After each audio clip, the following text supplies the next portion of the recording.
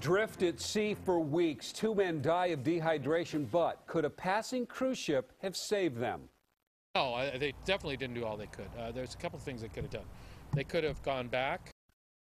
Passengers from Oregon say they tried desperately to get the cruise ship's captain to help, but the distress call was simply ignored. It's 11 o'clock. Good evening. I'm Jeff Gianola. And I'm Kelly Day. New at 11 now, KOIN Local 6 reporter Joel Iwanaga spoke with those local passengers of the Princess Cruise Line. And Joel, they say they're sickened by the outcome. They certainly are, Kelly and Jeff. From the deck of that cruise ship, its path right here in green, they spotted the small fishing boat, its engine dead, and 3 men drifting aimlessly off the Panamanian coast. What happens next, say the passengers from Oregon, can only be called a tragic encounter on the high seas. It's just unimaginable. Jeff Gilligan of Northeast Portland snapped this photo of a small disabled fishing boat about 130 miles off the coast of Costa Rica. Gilligan and his friend Judy Meredith of Bend were vacationing as passengers on a Princess Cruise Line and bird watching off the ship's deck last month when they saw this rudderless boat with 3 men trying to signal for help. I could see him doing this with his shirt.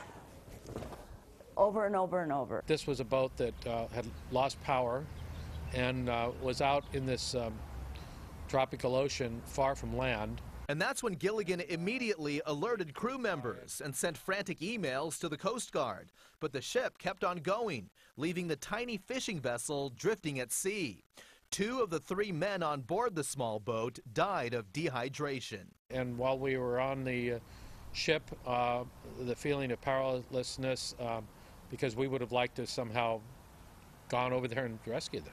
I can't imagine knowing that they're out at sea and having no information and then knowing someone saw them and just kept going. For several weeks, we've all been just sick. This small boat was drifting for 2 weeks in the Pacific Ocean before the cruise ship passed. It was another 2 weeks until the lone survivor was rescued, an 18-year-old man who survived on rainwater and rotting fish.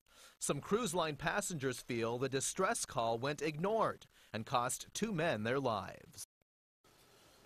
And the sad part is one of the fishermen died just hours after Gilligan and his friends spotted them frantically waving for help. The other fisherman who lost his life was a 16-year-old boy. Princess Cruises, meanwhile, says an internal investigation is underway, but is not commenting further. Reporting live for you, I'm Joel Iwanaga. KOIN Local 6, Jeff and Kelly, back to you. Joel, thank you.